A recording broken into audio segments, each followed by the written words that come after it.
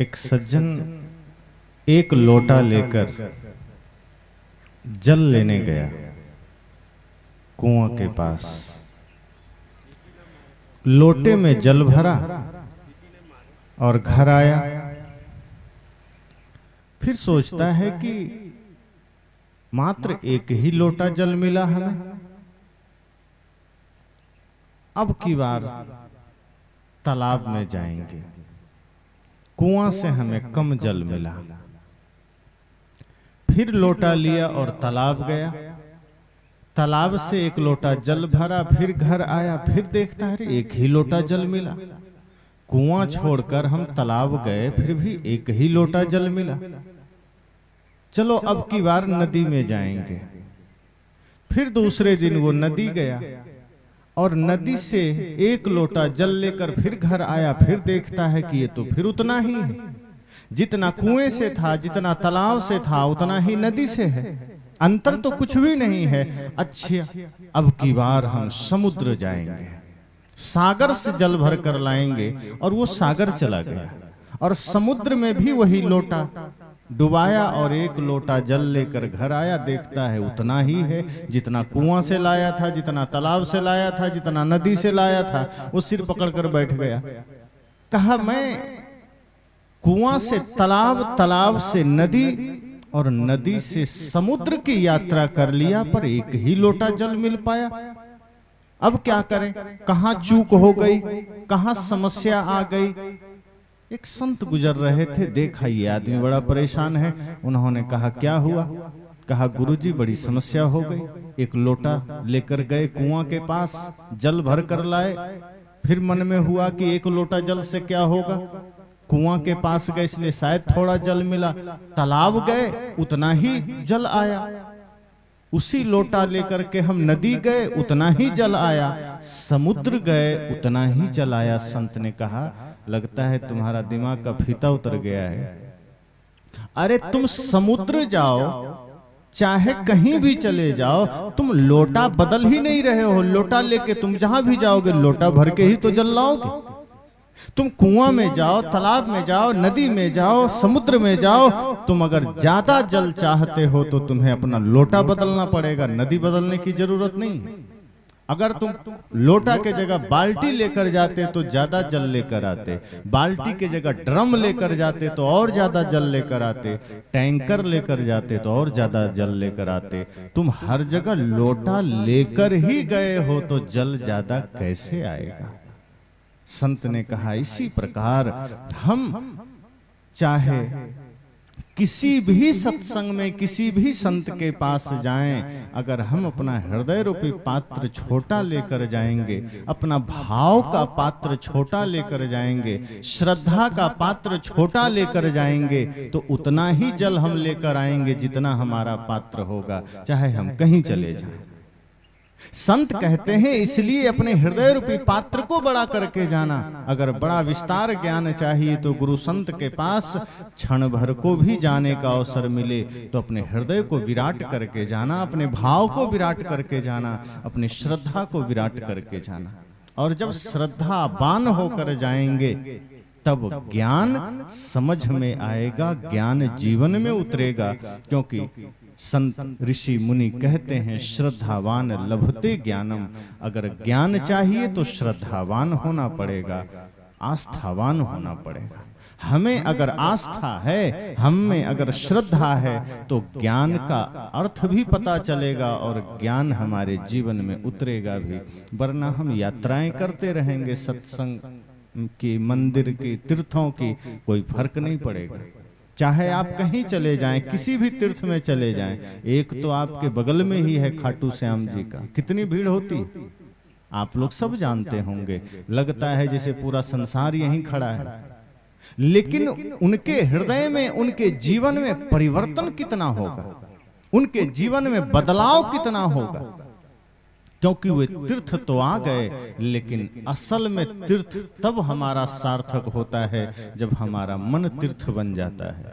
तो मन तो तीर्थ नहीं बन पाता। तीर्थ मतलब पवित्र भूमि, कल्याण की भूमि, मोक्ष की भूमि। और वो अगर हमारा मन बन जाए तो विचारकों ने कहा है कि सबसे बड़ा तीर्थ आपका पवित्र मन है, और जब मन पवित्र होता है तो आप जहां हैं वहीं तीर्थ हो जाता है। फिर आपको कहीं जगह बदलने की जरूरत नहीं पड़ती है, फिर आपको क्षेत्र बदलने की जरूरत नहीं पड़ती है। अब जैसे किसी की आंखें ठीक है, मान लीजिए कोई आदमी अंधा है, अब यहाँ इस क्षेत्र में रहता है, वो सोकर उठा, सुबह सूर्योदय हुआ, अब वो लोगों से कहता है कि मैं तो उठा हूं लेकिन अभी भी अंधेरा है, दिख नहीं रहा है। तो किसी ने कहा कि सूर्योदय तो हो चुका है, 7 बज गए, 8 बज गए, 9, 10, 11, 12 भी बज गए। वो आदमी कहता है कितने झूठे लोग हो, सूर्योदय होता तो मुझे दिखाई नहीं देता क्या? कहा अरे भाई तुम्हारी आंख ठीक नहीं है। कहा बस बस ज्यादा बोलना मत, मेरी आंख ठीक है, ये गांव के लोग पापी हैं इसीलिए सूरज यहाँ दर्शन देना बंद कर दिया है, मैं ये गांव छोड़ रहा हूँ। और उसने वो गांव छोड़ा और चला गया दिल्ली की शायद राजधानी में कुछ मामला ठीक रहे कि राजधानी जाएं तो शायद दिखाई दे जाए। अब वो राजधानी दिल्ली गया, वहां सुबह उठकर देखा वही अंधेरा, वही घनघोर अंधियारी। उसे लगा कि लगता है भारत के सब भ्रष्ट लोग दिल्ली आ गए, इसलिए दिल्ली में भी सूरज दर्शन देना बंद कर दिया। अब तो दुबई जाना पड़ेगा। दुबई गया, वहां भी सो कर सुबह उठा, देखता है अंधेरा। अब सोचता है लगता है पूरा धरती पाप से भर गई है, सूरज दिखना ही बंद हो गया। अब लास्ट चांस है, अमेरिका भी देख ही लेते हैं, शायद वहां सूरज दिख जाए, विकसित देश है। वहां गया, सुबह उठा, वहां भी अंधेरा। अब वो परेशान होकर वापस मानो भारत आया, परेशान है, कह रहा है पूरी धरती पाप से भर गई है, पूरी धरती बर्बाद हो गई है, सारे लोग भ्रष्ट हो गए हैं, अब धरती पर सूरज ने दिखना बंद कर दिया, अब हम क्या करें, अब कहाँ जाएं। तो किसी ने देखा कि ये आदमी तो अंधा मालूम पड़ता है, गाली किसको दे रहा है? कहा क्यों गाली दे रहे हो? कहा धरती पाप से भर गई है और मुझे सूरज नहीं दिख रहा, इसका मतलब सूरज ने दिखना बंद कर दिया, सूरज ने उदय होना बंद कर दिया। तब संत ने कहा कि लगता है ये आदमी अंधा है, और अंधे को उपदेश नहीं दिया जाता है, अंधे का उपचार किया जाता है। अब अंधे को अगर उपदेश दे दो तो क्या उपदेश देंगे? प्रकाश है, सूरज है, क्या समझेगा वो? आप लोग तो एक कथा सुनते ही हैं, टेढ़ी खीर। एक मित्र को जब कहा कि खीर कैसा था तो कहा सफेद सफेद। तो सफेद कैसा? तो बगुला की तरह। तो कहा बगुला कैसा होता है? तो हाथ से ऐसे दिखाया, छू के देखा, अरे ये तो बहुत टेढ़ा होता है, अगर खा लेंगे तो गले में फंस जाएगा। अब कैसे समझाओगे खीर के? अंधे को समझाया नहीं जाता। उसने उदाहरण दिया, बगुले की तरह सफेद होता है, उसे लगा कि सच में ये बगुला ही होता है। अब अंधे को उपदेश नहीं देना चाहिए, उसका उपचार करना चाहिए। संत उसे ले गए चिकित्सालय, और अस्पताल में, चिकित्सालय में ले जाकर आंखों का ऑपरेशन करवा दिया। आंख ठीक हो गई, और जब उठा तो सूर्योदय को भी देखा, दिन को भी देखा। वो नाचने लगा, कहा लगता है अब सूरज ठीक हो गया, धरती पर लौट आया। संत ने कहा अरे बेवकूफ, सूरज तो सदा से धरती पर था, प्रतिदिन वो उदय होता था, प्रतिदिन लोगों को दिखता था। समस्या तुम्हारी आंखों में थी, तुम आंख से अंधे थे, मैंने तुम्हारा उपचार करवा दिया, इसलिए अब जहां तुम हो वहीं सूर्योदय है, जहां तुम हो वहीं दिन है, उजाला है। इसी तरह से अगर हमारी आंखें ठीक है, अगर हमारा मन ठीक है, हम जहां हैं वहीं तीर्थ है, जहां हैं वहीं परमात्मा है। अगर आंख ठीक है तो घर में भी भगवान दिख सकते हैं, और आंख ठीक नहीं है तो मंदिर में भी दिखेगा? नहीं दिखेगा। अगर हमारी विवेक की आंख ठीक है, हमारे भीतर विचार की आंख ठीक है, तो माता पिता गुरु में भी भगवान दिखेंगे। और यदि हम अंधे हैं तो घर क्या, मंदिर क्या, हम जितने भी महापुरुष हैं, भगवान हैं, उनके जन्मस्थली भी चले जाएं तो हमें भगवान नहीं दिखेंगे। और नहीं दिखने का प्रमाण यही है कि जिसे मंदिर में भगवान दिखा और माता पिता में न दिखा, समझ जाइए उसे मंदिर में भी न दिखा। अगर मंदिर में दिखा मतलब यहाँ भी दिखा, और यहाँ नहीं दिखा मतलब मंदिर में भी नहीं दिखा। तो संत ने कहा कि आपका भाव कैसा है, आपकी पात्रता कैसी है, आपकी श्रद्धा कैसी है। आप अगर अपनी श्रद्धा के पात्र विस्तार करके विशाल करके जाएंगे तो ज्ञान आपको मिलेगा, सत्संग आपको मिलेगा। और यदि आप पात्र ही छोटा करके जाएंगे तो उतना ही मिलेगा। आप अगर गिलास लेकर जाएंगे तो गिलास भर का जल मिलेगा, टैंकर लेकर जाएंगे तो टैंकर भर का जल मिलेगा। इसलिए संत कहते हैं कि हृदय की पवित्रता और हृदय की पात्रता अनिवार्य है कि वो विराट होना चाहिए। अगर हृदय का पात्र आपका छोटा है, गंदा है, तो उसमें ज्ञान का अमृत समा नहीं सकता है। इसलिए तो हमारे इतने सारे भजन संत जन गाते हैं, प्रचलित है, आप सबने भी सुना है कि तुमने आंगन नहीं बुहारा, कैसे आएंगे भगवान, कैसे आएंगे भगवान। अब तक गंदा पड़ा दुआरा, अब तक गंदा पड़ा दुआरा, कैसे आएंगे भगवान, कैसे आएंगे भगवान। कहा तुमने आंगन नहीं बुहारा, तो क्या इसमें बाहर के आंगन बुहारने की बात है कि चलो बाहर में झाड़ू लगा दिया भगवान आ जाएंगे? इस भजन का भाव है कि आपने हृदय रूपी आंगन को साफ नहीं किया। बाहर तो सुबह उठते ही सफाई शुरू हो जाती है, बाहर तो सफाई हो गई, लेकिन जो हृदय आपका आंगन है जहां परमात्मा का आगमन हो सकता है, वो हृदय गंदा है, वो हृदय अपवित्र है।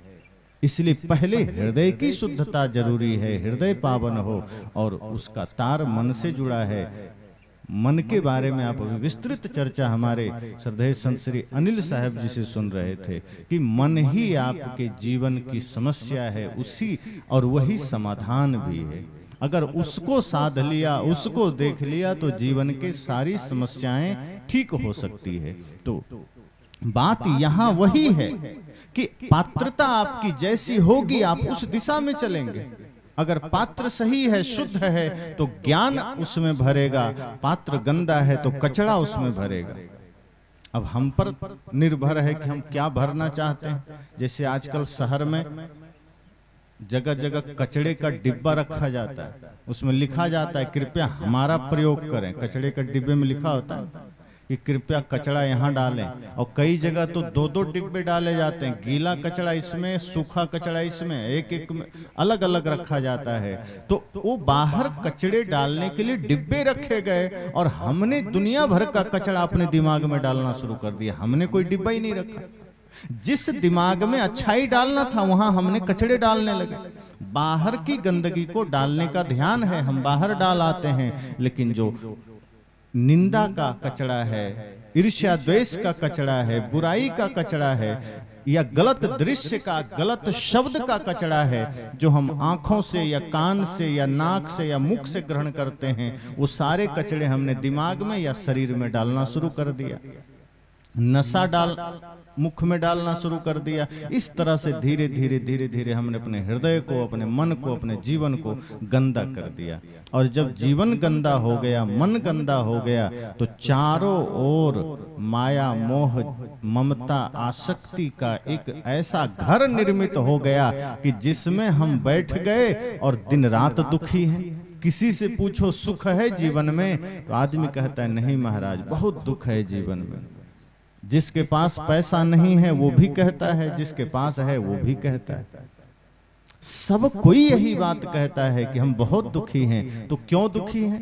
बाहर तो बढ़िया घर है, बढ़िया गाड़ी है, बंगला है, पैसा है, लेकिन भीतर जो हमने कामनाओं का घर बनाया, भीतर जो हमने ईर्ष्या द्वेष ममता मोह का घर बनाया, वो हमें सुखी होने ही नहीं देता है, वो हमें शांत होने ही नहीं देता है। इसलिए संत जन कहते हैं थोड़ा सा पात्र को ठीक करना, अपने भाव को ठीक करना, अपनी श्रद्धा को ठीक करना, तब ज्ञान का आगमन होगा। एक कान से सुना दूसरे से उड़ा दिया तो कोई मतलब का नहीं होगा, फिर तो प्यासे चले जाएंगे, फिर बैठने का कोई अर्थ भी नहीं होगा।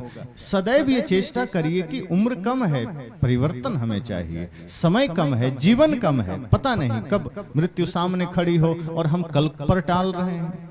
हम प्रतीक्षा में हैं, इंतजार में हैं। हमें आज अभी इसी समय जागृति के लिए, परिवर्तन के लिए, अपने भीतर बदलाव के लिए तत्पर होना चाहिए। इसलिए सदगुरु कबीर बाजार में खड़े होकर कहते हैं, कबीर खड़ा बाजार में लिए लुकाठी हाथ, जो घर जा रहे अपना चले हमारे साथ। जब कबीर साहब ने ऐसा कहा तो दो चार लड़के आ गए, कहा कबीर साहब हम भी अपना घर जला देंगे, हम भी आपके साथ चलेंगे। कबीर साहब ने कहा अपना घर जला पाओगे? कहा बिल्कुल जला देंगे। वो मसाल लिया, दौड़ा अपनी झोपड़ी के तरफ, झोपड़ी में आग लगा के दौड़ के आया, कहा लगा दिया घर में आग। कहा अरे घर में? कौन सा घर में? कहा जिस झोपड़ी में हम रहते थे उसमें आग लगा दिए। कबीर साहब ने कहा नादान, वो उसमें आग नहीं लगाना था, वो तुम्हारे बंधन का कारण नहीं है, वो तुम्हारे दुख का कारण नहीं है। कहा तब? कहा इसलिए तो पूरी बात सुन के जाना था, आधा सुन के तुम घर में ही आग लगा दी। तो कहा किसमें लगाना था? कहा ये जो तुमने भीतर ममता का घर बना रखा है, ये जो भीतर तुमने मोह का घर बना रखा है, ये जो विकारों का महल तुमने खड़ा कर रखा है, उसे जलाना था। कबीर खड़ा बाजार में, कहते मैं तो इसलिए खड़ा हूं और तुम पूरी बात सुने नहीं, बस आग लगाना है। कहां? घर में। भागे, घर में मसाल लगा दिया। कहा ये आग जो ज्ञान की आग है इसे लगाना है, ये बाहर की आग नहीं लगाना। बाहर की आग तो कहीं लगी हो तो बुझा देना।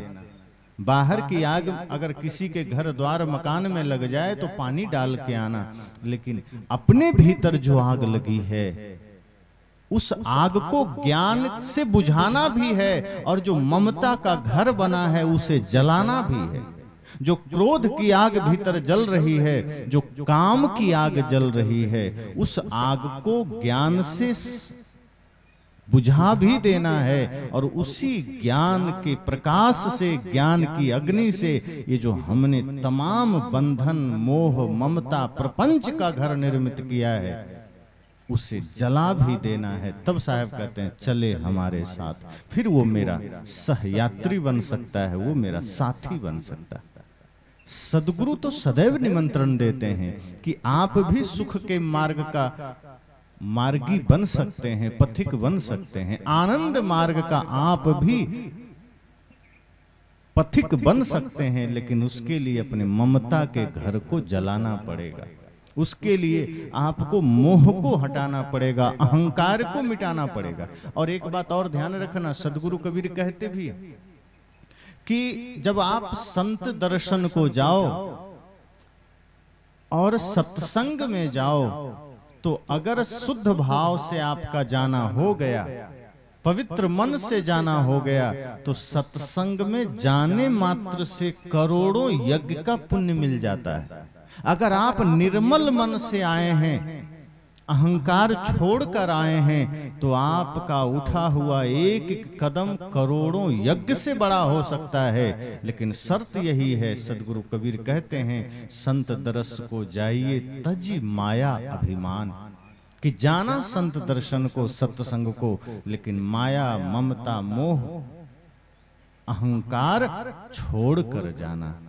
तो लोगों ने कहा सदगुरु देव जी, अगर हम माया छोड़ देंगे, अहंकार छोड़ देंगे, परिणाम क्या होगा? साहब ने कहा ज्यों ज्यों पग आगे धरे कोटिन यज्ञ समान। तुम जैसे जैसे संत के निकट जाओगे, जैसे जैसे सत्संग के निकट जाओगे, करोड़ों यज्ञ के समान तुम्हारा हर कदम हो सकता है। सोचो कितना सरल बात है, पर सरल बात ही जल्दी हमसे नहीं होता। आदमी सरल काम नहीं कर पाता, कठिन करने के लिए दौड़ता है। कोई गाली दिया, उसको जवाब न देना बहुत सरल है, बल्कि गाली देना कठिन है। लेकिन न देना किसी से हो पाता है? किसी ने आलोचना किया, आप चुप रहिए, चुप रहना बहुत सरल है, लेकिन चुप रहा जाता है? एक आदमी ने कहा कि हम कमजोर थोड़े हैं जो चुप रहेंगे, किसी ने गाली दिया तो हम भी गोली देंगे। साहब कहते हैं नहीं, आप सोचते हैं कि किसी ने गाली दिया, आपकी निंदा किया, आलोचना किया, और आप भी जवाब दे दिए तो आप वीर हो गए। साहब कहते हैं नहीं, आप एक नंबर के कायर हैं अगर आप जवाब देते हैं। अगर गाली का जवाब आप दे रहे हैं, निंदा का दे रहे हैं, हिंसा का दे रहे हैं, तो आप वीर नहीं हो सकते। वीर कौन है? बुद्ध वीर है, कबीर वीर है। भगवान बुद्ध को लोग गाली देते हैं, जवाब देते हैं। एक आदमी ने कहा लेकिन ये संभव कैसे है? अब कोई गाली देता है तो भीतर क्रोध आ जाता है, देना ही पड़ता है जवाब। ये संभव कैसे है? बुद्ध बहुत सरल रास्ता देते हैं कि आप ये मानते ही क्यों हो को गाली आपको छुएगी या आपको लगेगी, आपको स्पर्श करेगी। आप मान ही लेते हो कि गाली हमको दिया, हमको पकड़ लेगी गाली। अरे भाई, वो गाली उसने दिया, उसका काम उसके पास जो था वो किया। आपके पास क्या है? अगर आपके पास भी गाली है तो आप गाली दोगे, अगर आपके पास गीत है तो आप गीत देंगे। और फिर जो कोई आपको कुछ दे आप ना लो, ये सबसे सरल रास्ता है। आप ले भी लेते हो और बदले में फिर देते भी हो। अब ना लो, लौटा दो।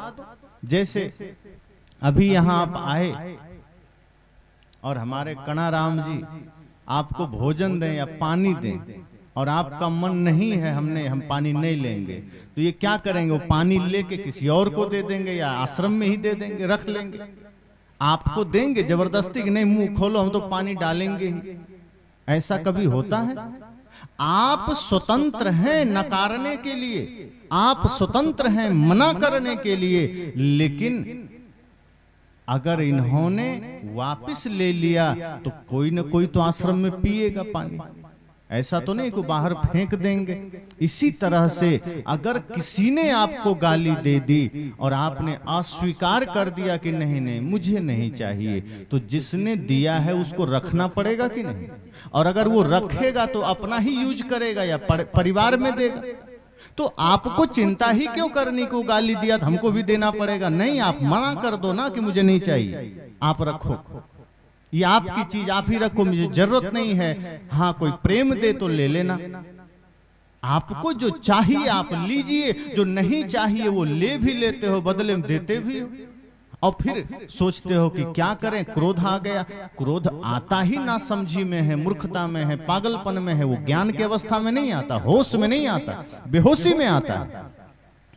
तो जब हम यह सोचते हैं कि हमें अपने जीवन में आगे बढ़ना है, कोई निंदा करे, कोई आलोचना करे, और उससे हम तुरंत उद्वेगित हो जाते हैं। और निंदा और आलोचना में ही उद्वेगित नहीं होते, अगर कोई प्रशंसा करने लग गया तब भी हमारे भीतर एकदम गुब्बारा जैसा हम फूलने लगते हैं कि वाह, मैं तो कुछ हो गया, कुछ तो हो गया, मैं बड़ा हो गया। लेकिन जैसे ही किसी ने फिर अपमान किया तो लगता है गुब्बारे में किसी ने सुई घुसा दी, सब हवा निकल जाती है, सब सम्मान खो जाता है। इसका मतलब हमारा सम्मान भी दूसरे के हाथ में है, हमारा अपमान भी दूसरे के हाथ में है, हमारा दुख भी दूसरे के हाथ में है, हमारा सुख भी दूसरे के हाथ में है। मतलब हम कुछ भी नहीं, हम कठपुतली हो गए। लोग कहते हैं ना कि हम क्या हैं, हम तो कठपुतली हैं, भगवान जैसा चाहे वैसा नचावे। तो इसका अर्थ तो यही हुआ कि दूसरा आदमी चाहे तो आपको सम्मान करके फुला दे, दूसरा चाहे आपका अपमान करके आपको पचका दे, आपको खत्म कर दे। इसका मतलब मालिक आप नहीं है, मालिक दूसरा है। वो जब चाहे आपको दुखी कर दे, वो जब चाहे आपको सुखी कर दे, तो सुख मिलेगा क्या? सद्गुरु कहते हैं सुख का मार्ग आपके भीतर है। दुनिया सक्षम ना हो कि आपको वो सुखी करे, आपको दुखी करे। कोई गाली दे, कोई निंदा करे, आप उन अवस्थाओं में भी सम रहिए। गाली दिया तो भी अस्वीकार कर दीजिए, सम्मान दिया तो भी हाथ जोड़कर विनम्रता से चल दीजिए कि ठीक है, आपका सम्मान स्वीकार है, लेकिन उसमें अटकिए मत, उसमें भटकिए मत। इसीलिए साहब ने कहा कि माया, मोह, अभिमान, ये जितने विकार हैं, जब आप इसका त्याग करते हैं तो आपका एक कदम तीर्थ बन जाता है, आपका एक कदम प्रदक्षिणा परिक्रमा बन जाता है। और यदि नहीं किए तो ऊपर ऊपर तीर्थ है, ऊपर ऊपर परिक्रमा है, प्रदक्षिणा है। अब मंदिर कोई गया, परिक्रमा लगा रहा है, अब परिक्रमा लगाते लगाते वो कोई आत्मचिंतन नहीं करता है, वो कोई धर्म का चिंतन नहीं करता, मंत्र जप रहा है और मन में ख्याल आ रहा है कि जाते ही पड़ोसी पर केस करूंगा, जमीन हड़प लिया है। भगवान से प्रार्थना कर रहा है, हे भगवान शक्ति देना, यहाँ से जाके पड़ोसी को एकदम हराऊंगा, यहाँ से जा करके और ऊंचा घर बनाऊंगा, लोगों को जलाऊंगा और बढ़िया फैक्ट्री बढ़ाऊंगा, धन कमाऊंगा। यानी कि हर अवस्था में आप अपने को जला रहे हैं। आपको लगता है हम दूसरे को जला रहे हैं, आप अपने को जला रहे हैं। और ये वीरता का नहीं, ये कायरता की निशानी है। वीर तो वो है जो अपने मन वचन कर्म से दूसरे को सुख देते हैं और दूसरे के घृणा का भी उत्तर प्रेम से देते हैं, दूसरे के क्रोध का उत्तर भी प्रेम से देते हैं, दूसरे के गाली का उत्तर भी गीत से देते हैं। उन्हें वीर कहा जाता है। किसी ने आपको डांट दिया और आप सह नहीं पाए और आपने उससे ज्यादा आप उस पर गुस्सा कर दिए, तो ये वीरता की निशानी नहीं है। सीधी सी बात है कि जो काम असंभव लग रहा है, असंभव क्या लगता है? चुप रह जाना, मुस्कुरा देना, ये असंभव लगता है और यही हम नहीं कर पाते हैं और हम उत्तर तो दे देते हैं। तो साहब कहते हैं कि अहंकार हमें झुकने नहीं देता है। अहंकार हमें इतना ही दिन रात चेतावनी देता है, ये समझो कि अहंकार हमें इतना साहस दे देता है कि चिंता मत करना, तुमको झुकना नहीं है, तुमको उत्तर में वही देना है जो संसार दे रहा है। अहंकार चारों तरफ से एक मिथ्या समझो सपोर्ट खड़ा कर देता है, जैसे हमें लगता है कि नहीं अब हम ठीक हैं, जबकि ये सिर्फ हमारा मिथ्या आभास है कि हम ठीक हैं। ये अहंकार के बल पर हम न जाने कितना और ज्यादा गिरते चले जाते हैं, गुलाम होते चले जाते हैं। कहीं माया के गुलाम हैं, सारे विकारों के गुलाम हम बनते हैं, क्रोध के, अहंकार के, माया के, हिंसा के, ईर्ष्या के, द्वेष के। इसलिए जब चाहे जैसा चाहे संसार हमसे कभी क्रोध करवा लिया, हमसे चाहे अहंकार करवा लिया, हमसे हिंसा करवा लिया। तो सद्गुरु कहते हैं कि आप अपने हृदय को पवित्र करो, मन को पवित्र करो, विकारों का त्याग करो, तो आपकी एक एक यात्रा तीर्थ की यात्रा बनेगी। और अगर मन गंदा ही रह गया, हृदय गंदा ही रह गया, तो आप तीर्थ में भी बैठे रहेंगे तो तीर्थ में नहीं रहेंगे। आप धर्म की यात्रा में जुड़ेंगे सही, लेकिन धर्म की यात्रा से आपका कोई लेना देना नहीं होगा। धर्म की यात्रा तब सफल होती है, ज्ञान की यात्रा तब सफल होती है जब उसमें हम आचरण से जुड़ जाते हैं, अपने विचारों से जुड़ जाते हैं। शरीर से तो कोई भी जुड़ जाता है। कभी भी कोई धर्म यात्रा निकलती है, लाखों लोग झंडा लेके खड़े हो जाते हैं, तो क्या सब धार्मिक? क्षण भर के लिए तो रावण भी साधु का वेश बना करके आ गया था। अब उतना देख करके माता सीता भ्रमित हो गई कि कोई साधु आया है। तो वेश से तो कोई भी भ्रमित हो सकता है, पर साहब ने कहा है वेश देख मत भूलिए, बूझ लीजिए ज्ञान, बिना कसौटी होत नहीं कंचन की पहचान। तो बाहर की बनावट से हम ज्यादा रीझते हैं, बाहर के विचारों से हम ज्यादा रीझते हैं, भीतर सत्य को देखने की चेष्टा नहीं करते, भीतर हृदय की पवित्रता का ध्यान नहीं करते, भीतर मन की निर्मलता का ध्यान नहीं करते। और जिसका भीतर हृदय पवित्र है, जिसका मन निर्मल है, जिसका विचार निर्मल है, वो किसी भी अवस्था में है, कहीं भी है, समझो वो तीर्थ में है, वो मंदिर में है। इसलिए पात्रता आवश्यक है। पात्र अगर ठीक नहीं है, अब जैसे आपको दूध रखना है तो दूध के लिए आप साफ बर्तन चुनते हैं, और यदि गंदा बर्तन है और पहले से नींबू का रस उसमें है और दूध आपने डाल दिया तो फटेगा, फिर वो दूध किसी काम का नहीं है। तो आप दूध भी रखते हैं तो देख लेते हैं कि पात्र ठीक है कि नहीं। इसी तरह हृदय रूपी पात्र में ज्ञान का अमृत रखना है, और हृदय रूपी पात्र में पहले से विकार है, पहले से अहंकार है, पहले से कामना है, और ज्ञान रखेंगे तो ज्ञान भी फट जाता है, फिर वो किसी काम का नहीं रहता, अर्थात वो जीवन में उतरेगा ही नहीं। इसलिए साहब ने कहा कि सबसे पहली बात तो अपने अहंकार का, ममता का घर जलाना। वही बात साहब यहाँ कहते हैं कि संत दर्शन को जाना तो अहंकार छोड़ कर जाना। एक तरफ साहब कहते हैं अहंकार का, ममता का घर जलाना, मोह का घर जला देना। ये जो भी विकारों का तुमने इमारत खड़ी कर रखी है, इसका नाश कर देना। पर ऐसा हम नहीं करते। अपने जीवन में विकारों के, ममता के, मोह के घर का नाश नहीं करते, हम समाज में नाश करते हैं, हम दूसरे का नाश करते हैं। कभी हम बुरा बोल करके माँ का दिल दुखा दिए, कभी हम कड़वा बोल करके भाई से झगड़ा कर लिए, कभी हम झूठ बोल करके पिताजी से धोखा कर लिए। यही हमने अपने जीवन में चारों तरफ कचड़े का व्यवहार बना लिया। जहां देखो मन गंदा, विचार गंदा, आचरण गंदा, चिंतन गंदा, इस तरह सब कुछ गंदा होते होते होते हमारा पूरा जीवन समझो यही नरक बन जाता है। और इसी वजह से जीवन में शांति नहीं आती, और आदमी फिर शांति के लिए कहाँ जाता है? मंदिर में।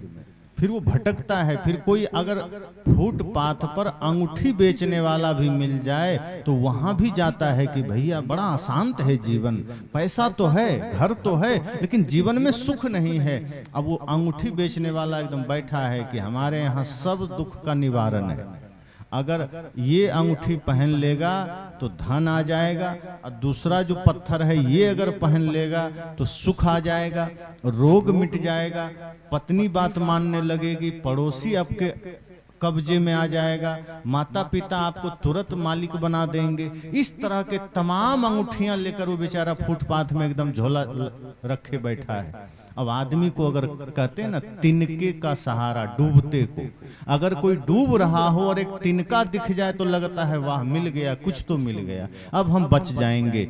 ऐसे ही जिस आदमी ने अपने मन के विकारों को ठीक नहीं किया, चारों तरफ ममता, मोह, अहंकार का घर बना लिया, वो आदमी फिर भीतर इतना दुखी रहता है, इतना परेशान रहता है कि सब तरफ सिर्फ उसे दुख ही दुख नजर आता है, और सब में अविश्वास करता है। पिताजी पर भी शक करेगा, पत्नी पर शक करेगा, माँ पर शक करेगा, भाई पर संदेह करेगा, पड़ोसी पर संदेह करेगा, जहां भी देखेगा संदेह की नजरों से देखेगा, संत को देखेगा तो संदेह करेगा, और फिर उसके जीवन में भयंकर दुख की यात्रा शुरू होती है। परेशान आदमी फुटपाथ पर जाकर के कहीं जड़ी बूटी खरीद रहा होता है, कहीं अंगूठी खरीद रहा होता है। अब अंगूठी बेचने वाला कहता है बिल्कुल चिंता मत करो, तुम्हारे घर को हम स्वर्ग बना देंगे।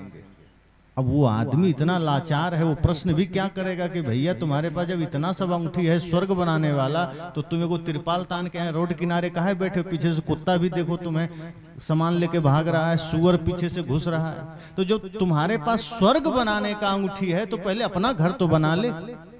लेकिन लाचार आदमी वहां सिर पटक रहा है, और वो आदमी सिर्फ घर तक नहीं सीमित है, वो कहता है कि मेरा ये अंगूठी अगर तुम पहन लो तो साक्षात कुबेर का खजाना तुम्हारे घर में रहेगा। अब वो आदमी कुबेर का खजाना के चक्कर में 150 या 200 का अंगूठी लेके चला जाता है।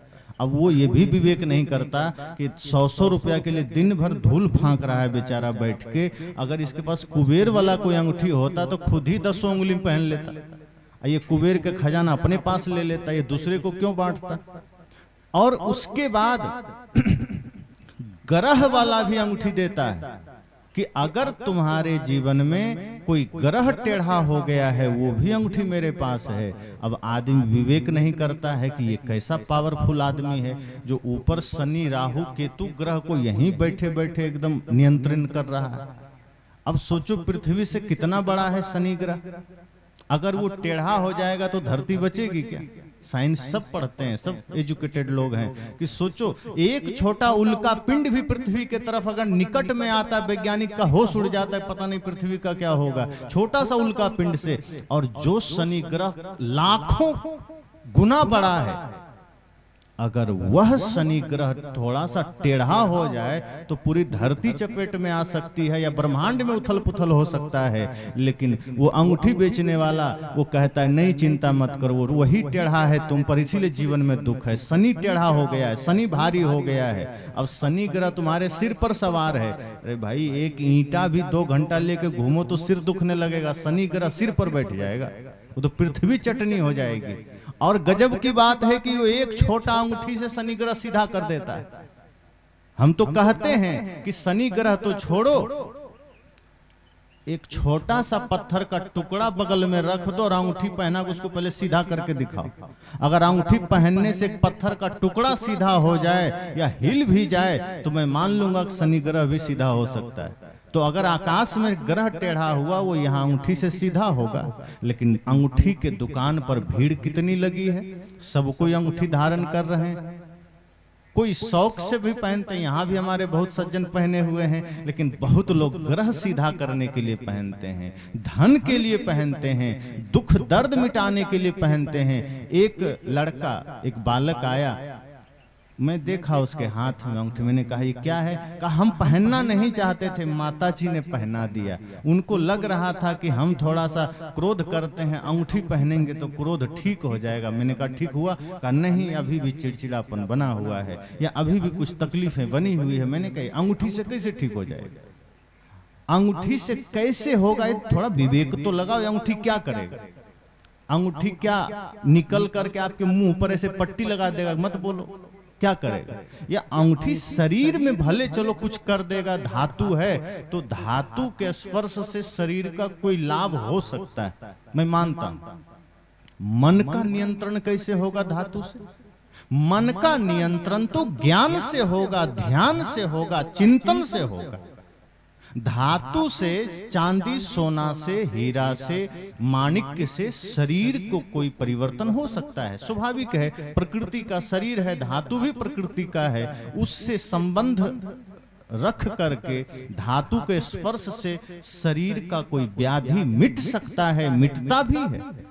जैसे एल्युमिनियम के बर्तन में आप खाते हैं तो तमाम रोग हो जाते हैं, और मिट्टी के या फिर कांसा, तांबा, चांदी, सोना के बर्तन में खाते हैं, बहुत रोग मिट जाते हैं। तो ये एक हो सकता है कि धातु से आपको कुछ शारीरिक लाभ हो जाए, पर मन की पीड़ा कैसे मिटेगी? जीवन का दुख कैसे मिटेगा? गरीबी कैसे मिट जाएगी? अक्सर मैं कहा भी करता हूं कि इन सब के बावजूद उनके पास जो लोग अंगूठी बेचने वाले हैं, वो एक कछुआ वाला अंगूठी भी रखते हैं। और वो किस लिए होता है? धन बढ़ाने के लिए, कि अगर कोई गरीब है और कछुआ वाला अंगूठी पहन लेगा तो धनी हो जाएगा। और जो थोड़ा अमीर आदमी है वो कछुआ ही ओरिजिनल खरीद लेते हैं, थोड़ा सा कछुआ साइज का, प्लेट में कछुआ रख करके, जल रख के वो टेबल पर रख देते हैं कि घर में धन बढ़ेगा। जो गरीब है वो अंगूठी खरीद के पहन लेता है। तो कई बार मैं सोचता हूं कि अंगूठी से या कछुआ के, चांदी के कछुआ से, अंगूठी से अगर धन बढ़ता तो ये बात अभी तक मोदी जी को पता क्यों नहीं? सबसे पहले तो उन्हीं को पता हो जाता। और 80 करोड़ भारत की जनता को जो 5 किलो अनाज दे रहे हैं हर महीना, वो एक साल सबका अनाज रोक करके एक बार अंगूठी ही बांट देते। भैया तुम सब एक के बार में धनी हो जाओ, हम ये क्या महीना महीना अनाज देते रहे? सबको एक कछुआ का अंगूठी बांट देते, जितना पैसा लगता तो लगता, सब भारत का आदमी सीधे अंबानी बन जाते। नहीं बन जाते, लेकिन ये होता नहीं है। आपके मेहनत से, आपके अर्जन से आपके जीवन में परिवर्तन आएगा। लेकिन लाचार आदमी क्या करता है? गुरु के पास नहीं जाता। सच्चे संत के पास अगर जाएगा, सच्चे संत कहेंगे थोड़े तपस्या करो, आदमी कहेगा इतना टाइम नहीं है। कोई माला दे दो उससे ठीक हो जाए, अंगूठी दे दो उससे ठीक हो जाए, या हाथ रख दो माथे पर ठीक हो जाए। सच्चे संत कहते हैं इससे कुछ नहीं होने वाला। अगर शरीर में, मन में कोई दुख है, दर्द है, समस्या है, तो तुम्हें उसका समाधान तपस्या से करना पड़ेगा, चल के करना पड़ेगा, परिश्रम से करना पड़ेगा, लेकिन मंत्र से नहीं होगा। तब आदमी सोचता है, बोर्ड पढ़े थे, शहर में लिखा था कि किसी भी तरह की समस्या हो तो 2 घंटे में इलाज होता है, हमारे पास आ जाओ। अब वहां आदमी चला जाता है, और ठगने वाला बैठा भी है दुकान लगा के, आओ कैसा हूं आवे काटो माथा। साहब ने कहा है किसी भी तरह आओ, माथा तो कटेगा ही। अब वो लालच में कुछ भी करने को तैयार है। उसने कह दिया इतना पैसा जमा करो, बात बन जाएगी। आदमी सोचता है पैसा दे करके काम बने तो क्या दिक्कत है।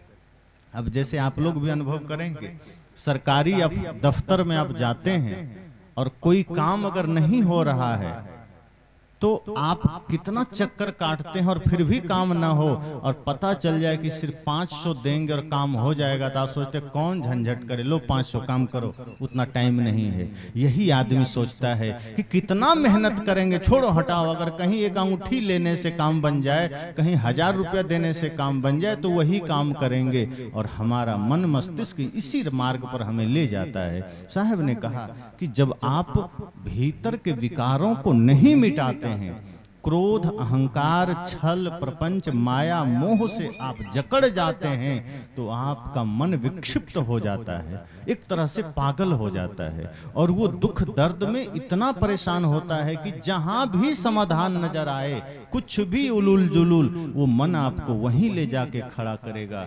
कहीं तीर्थ में, कहीं पहाड़ों में, कहीं नदियों में, कहीं मंदिरों में, कहीं ताबीज बंधवाने के लिए, कहीं अंगूठी पहनने के लिए, कहीं गले में कुछ पहनने के लिए, कहीं कोई मंत्र जपने के लिए। लेकिन जो मूल समस्या है मन में, वो गंदगी साफ करने पर हमारा ध्यान नहीं जाता। जैसे आपके जीवन में सबसे मूल समस्या अगर मन का है, मन ही सारी समस्याओं का कारण है, तो सच्चे संत कहेंगे मन को निर्मल करो। मन निर्मल कैसे होगा? सुबह शाम ध्यान करो, सद चिंतन करो, माता पिता गुरु का चरण स्पर्श करो, आशीर्वाद लो, सब में परमात्मा को देखो। जो कोई भी हैं, नर हो नारी हो, सबके भीतर प्रभु को देखो, भगवान को देखो। धीरे धीरे मन निर्मल होगा, मन पवित्र होगा। आप देखना सदा सदा के लिए समस्या मिट जाएगी। लेकिन आदमी है हड़बड़ी में, जल्दबाजी में, वो संत गुरुजनों के नेक सीख को नहीं मानता। उसे रेडीमेड धर्म चाहिए, वो तपस्या वाला नहीं चाहिए। जैसे आजकल बाजारों में रेडीमेड सब कुछ चल गया है। घर में आदमी जल्दी भोजन नहीं बनाता, बड़े बड़े शहरों में वो फटाफट निकालेगा, स्विगी जोमेटो ऑर्डर करेगा, कौन बनाए खाओ मंगा के। रेडीमेड कपड़ा रेडीमेड हो गया, भोजन रेडीमेड हो गया, पूजा भी रेडीमेड हो गया। अब पुजारी भी हमने रख लिया है कि हमको समय नहीं है, हम तो काम कर रहे हैं, पुजारी को हमने पैसा दे दिया, वही हमारे बदले पूजा वूजा करके हमारे नाम का नारियल भी चढ़ा आता है। हमें लगता है हमको फल मिल जाएगा, कभी नहीं। आप जो करते हैं वही फल आपको मिलेगा, जो आप नहीं करते हैं वो आपको नहीं मिलेगा।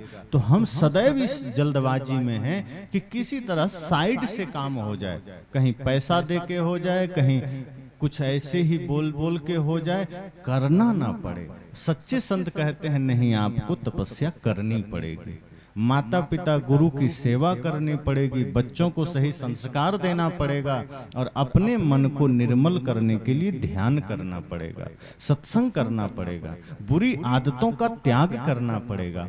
आप जिन जिन बुरी आदतों से घिरे हैं वही आपके जीवन में नकारात्मकता लेकर आते हैं। अगर आप अपने बुरे विचारों को, बुरी आदतों का त्याग कर देंगे तो धीरे धीरे मन मस्तिष्क से सारी नकारात्मकताएं चली जाएगी, और जब नकारात्मकताएं चली जाएगी तो देखना फिर सकारात्मक विचार जगेंगे, और जब सकारात्मक विचार जगेंगे तो आप जहां हैं वहीं आनंद आएगा, वहीं स्वर्ग जैसा महसूस होगा।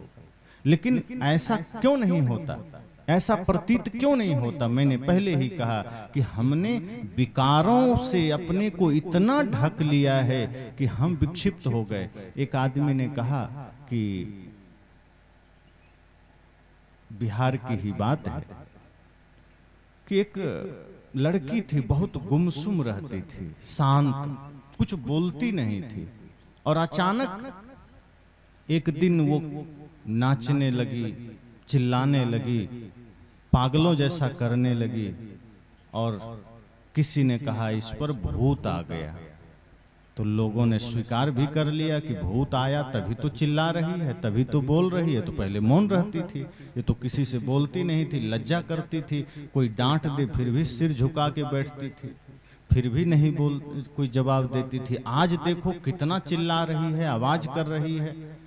तब उस पर चिंतन किया गया, और चिंतन मंथन के बाद ये पता चला कि वस्तुतः कुछ लोग ऐसे होते हैं जो चुप तो रहते हैं, लेकिन वो भीतर से चुप नहीं रहते, भीतर उनका विचार चलता रहता है, भीतर चिंतन चलता रहता है। और जब धीरे धीरे हम जबरदस्ती खुद को रोकते हैं तो मन भीतर तूफान का रूप लेता है, और तमाम कल्पनाएं करता है, तमाम चिंतन भीतर करता है, वो बाहर नहीं आता है। भीतर एक विचारों का महाकुंभ तैयार हो जाता है।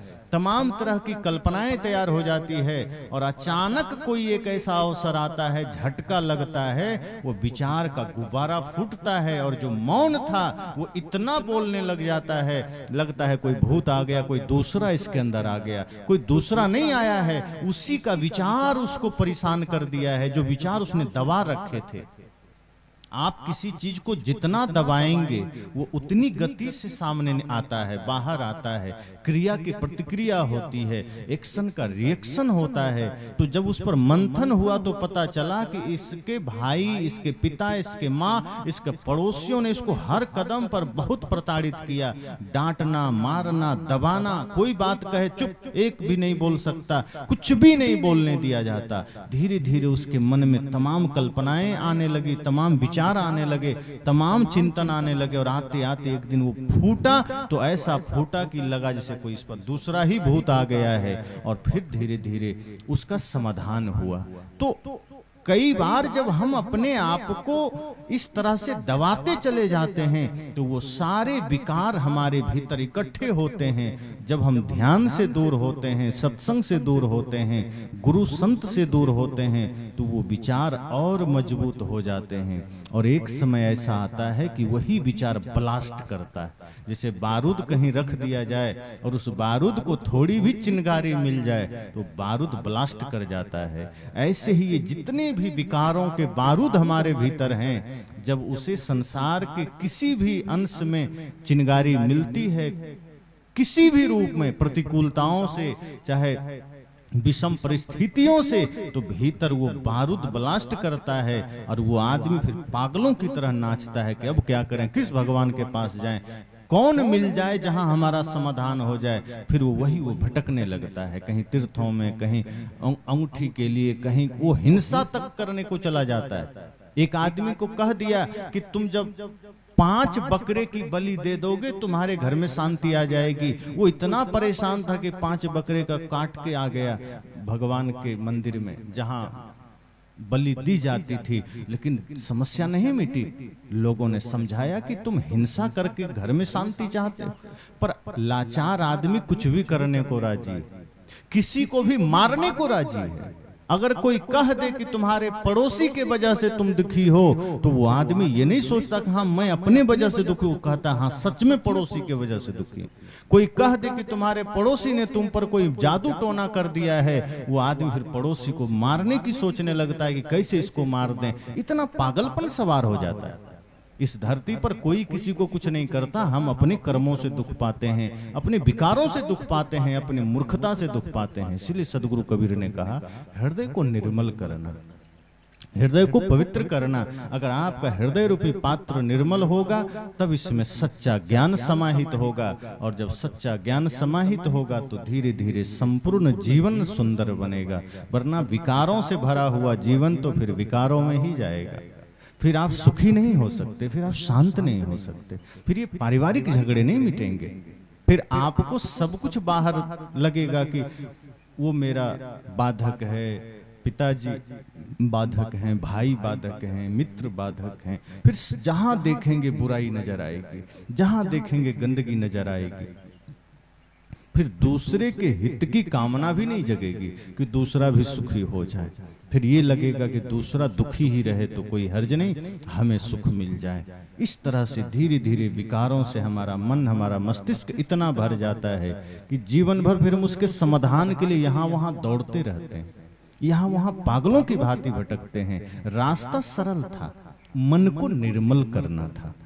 रास्ता सरल था, हृदय को पवित्र करना था। हमने वो नहीं किया। तुमने आंगन नहीं बुहारा, कैसे आएंगे भगवान। आंगन ही नहीं साफ किया। अभी जो गेट है वहां मेन गेट, सब जगह का कचरा ला करके उसी गेट पर रख दिया जाता, पूरा ढेर लगा देते, आप लोग शायद लौट जाते या कहते भैया इसको साफ तो करो, कचड़े में पैर रख के कैसे आए। गेट पर ही कचरा रख दिया जाए तो आप आएंगे क्या? हमने क्या किया? मुख में भी कचरा रखा, मन में भी कचरा रखा, दिल में भी कचरा रखा। अब सोचते हैं आनंद आ जाए, गुरु भगवान आ जाए, संत भगवान आ जाए, शांति आ जाए। कैसे आ जाएगा? गुरु क्या कचड़े में बैठते हैं? भगवान क्या कचड़े में आते हैं? अब मुख में कचड़ा कैसे रखा? गंदा बोल के, गंदा खा के। मन में कचड़ा रखा, गंदा सोच के। और दिल में भी कचड़ा रखा, किसी के लिए खुन्नस भर लिया, दुनिया भर का सारा विकार भर लिया हृदय में। मन से तमाम तरह की निंदा, शिकायत, चुगली करते चले जा रहे हैं। दिल में सबके लिए कुछ न कुछ कचड़ा भरे जा रहे हैं और मुख से गंदगी ग्रहण कर रहे हैं। जिस मुख से गुरु का नाम लें, भगवान का नाम लें, सदगुरु का नाम लें, उसी मुख से गाली दिए चले जा रहे हैं। जिस मुख में प्रसाद ग्रहण करना था, शुद्ध भोजन पाना था, उसी मुख में मांस, मछली, मदिरा, नशा, दुर्व्यसन ग्रहण किए चले जा रहे हैं। हम मनुष्य जीवन की कीमत ही नहीं समझते कि ये दोबारा मिलेगा कि नहीं मिलेगा कोई नहीं जानता, और कब मिलेगा कोई नहीं जानता। अगर ये एक बार खो गया तो दोबारा कब मिलेगा कोई गारंटी थोड़े। पर हम इस जीवन की महत्ता को नहीं समझते और कचड़े से भरे चले जा रहे हैं, विकारों से भरे चले जा रहे हैं। और धीरे धीरे धीरे धीरे ये शरीर इतना लाचार हम कर देते हैं गंदगी से भर भर के कि अंतिम में हम कुछ कर भी नहीं सकते। प्रकृति ने ये शरीर क्यों दिया? कुछ धर्म का काम कर लो, मुक्ति मोक्ष भक्ति का काम कर लो। हमने शरीर को लगा दिया कहीं और, अब कहीं और लगा दिया। अब जैसे मोबाइल है आपके हाथ में, सबके पास है ना, तो मोबाइल में आप चाहें तो भजन सुन सकते हैं, और मन ने चाह लिया कि नहीं हमें भजन नहीं सुनना है, हमें फिल्मी गीत सुनना है, तो मोबाइल मना करेगा कि नहीं हमें फिल्मी गीत मत बजाओ। आप अगर चाहे लेंगे कि हमको फिल्मी गीत सुनना है तो मोबाइल उसमें भी राजी, और अगर आपको मन हो गया कि नहीं हमको भजन सुनना है तो भी मोबाइल ऐसा नहीं कि नाचने लगेगा कि वाह मुझ में तो भजन बज गया। वो दोनों अर्थ में राजी है। आप मालिक हैं कि आप मोबाइल में गाना सुनते हैं कि भजन सुनते हैं। आप मालिक हैं कि मोबाइल में आप प्रवचन सुनते हैं या प्रपंच सुनते हैं। इसी तरह से शरीर समझो मोबाइल की तरह है।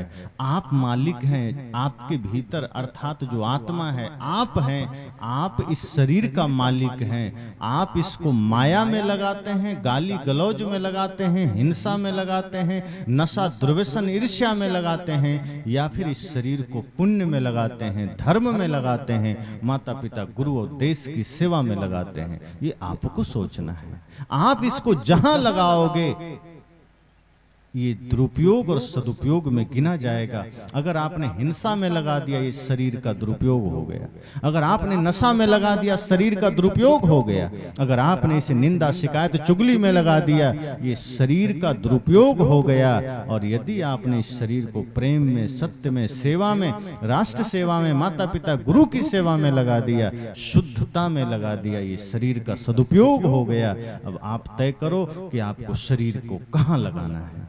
अगर शरीर को गंदगी में लगाया तो शरीर पाने का कोई अर्थ नहीं रहा। शरीर फिर एक दिन छूटना तो तय है, छूटेगा ही। कोई भी कह सकता है कि हम गारंटी कार्ड लेकर आए हैं कि नहीं जाएंगे यहां से। आप मोबाइल खरीदें, मोबाइल तो क्या एक छोटा सा भी कोई संसार में वस्तु आप खरीदें तो उसका एक कार्ड मिल जाता है कि 6 महीना, साल भर, 5 साल, 10 साल की गारंटी है। इतना दिन में कुछ हो गया तो दूसरा मिल जाएगा। पर हम लोग शरीर लेकर धरती पर आए तो कोई पर्चा साथ लेकर आए थे कि हाँ अगर 10 साल 20 साल में कुछ हो गया तो दूसरा शरीर मिल जाएगा। कोई गारंटी नहीं है। जो शरीर संसार, जिस शरीर से हमने संसार की सारी वस्तुएं बनाई उसी शरीर की कोई गारंटी नहीं है।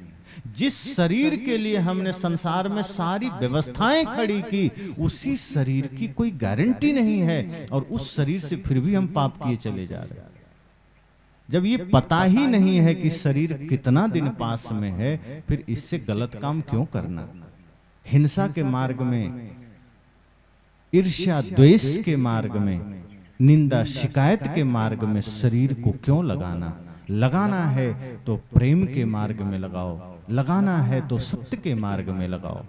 इस शरीर आपका नहीं है, ये घर है मात्र। प्रकृति कब आपसे छीन ले कोई नहीं जानता। इसलिए शरीर को लगाना है पवित्रता में लगाना, भक्ति में लगाना, सेवा में लगाना। और जब सेवा भक्ति प्रेम में शरीर को आप लगाओगे तब शरीर का सदुपयोग होगा, और तब इसी शरीर से जो आपने करना था समझो वो काम हो गया। धर्म का फिर फल आपको मिलेगा, पुण्य का फल मिलेगा।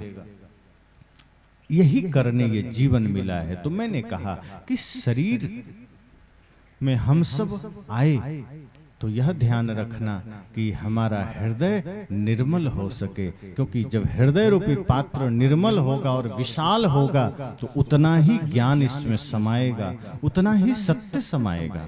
और यदि हृदय ही गंदा हो गया, हमारा पात्र ही छोटा हो गया, तो फिर हम सत्संग में भी जाएंगे, सत्संग की गंगा में जाएं चाहे सत्संग की सागर में जाएं, हम उतना ही लेकर आएंगे। और लेके भी कहाँ आते हैं?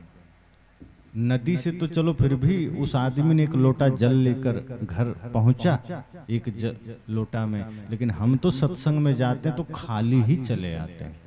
हम सत्संग में जाते हैं तो सत्य लेकर नहीं आते हैं, सत्संग लेकर नहीं आते हैं, ज्ञान लेकर नहीं आते हैं। कई लोग तो क्या करते हैं, बहुत जगह जहां बड़े बड़े सत्संग होते हैं, सत्संग में भी जाते हैं तो जूता चप्पल बदल के चले आते हैं। वो वहां भी ज्ञान सीखने नहीं जाते हैं। वो वहां भी गए तो किसी का नया चप्पल देखे तो अपना पुराना छोड़े, नया पहन के चल दिए। ऐसे लोग इसी फिराक में रहते हैं कि सत्संग में जाएंगे तो हमको साल में अगर 2-4 सत्संग कर लिया तो हमारा जूता चप्पल कभी पुराना नहीं होगा, नया ही रहेगा, क्योंकि वो हमेशा बदलते रहता है। जहां गया बदला चले गए, मंदिर गया वहां भी दूसरे का पहना चल दिया। तो सत्संग में आएंगे और अगर मन गंदा है, हमारा चित्त एकाग्र नहीं है, हमारा लक्ष्य पक्का नहीं है, हम सजग नहीं हैं, तो सत्संग में भी जाएंगे तो क्या मिलेगा? कुछ गंदा ही करके लौटेंगे, खाली ही चले जाएंगे, कुछ बुराई ही लाद कर चले जाएंगे। लेकिन अगर हमारा लक्ष्य पक्का है कि नहीं, हम सत्संग में आए हैं, यह मन का अस्पताल है। जैसे शरीर रोगी हो तो बाहर के अस्पताल में हम ठीक होकर लौटते हैं, इसी तरह से यह मन का अस्पताल है। और मन में जो रोग है, मन में जो बीमारी है, वो इसी सत्संग रूपी अस्पताल में ठीक होगा। यहाँ गुरु रूपी डॉक्टर के पास अपने मन को, अपने जीवन को, अपने तन को समर्पित कर दीजिए। और जब गुरु ज्ञान के द्वारा हमारे भीतर के जो विकार हैं, जो नासूर बन गए हैं, जो घाव है, धीरे धीरे ऑपरेशन करके उस सारे विकार को निकाल देते हैं। थोड़ा सहना पड़ेगा, जैसे शरीर में फोड़ा हो जाए और डॉक्टर ऑपरेशन करने लगे और आप भाग जाएं तो फोड़ा बना रह जाएगा। इसी तरह गुरु संत हमारे मन की पीड़ा को भी ऑपरेशन करके खत्म करते हैं। अपने भीतर जो कचड़े जम गए हैं, क्रोध के, ईर्ष्या के, द्वेष के, छल के, प्रपंच के, नफरत के, संत गुरुजन ऑपरेशन करके उन्हें निकाल देते हैं। तो इसके लिए हम सब तैयार रहें, सदैव जीवन में प्रयासरत रहें। मैंने 2-3 बातें कही कि आपकी पात्रता कितनी है और शुद्ध है या नहीं, इस पर निर्भर करता है कि ज्ञान का जल आप कितना लेकर जाएंगे।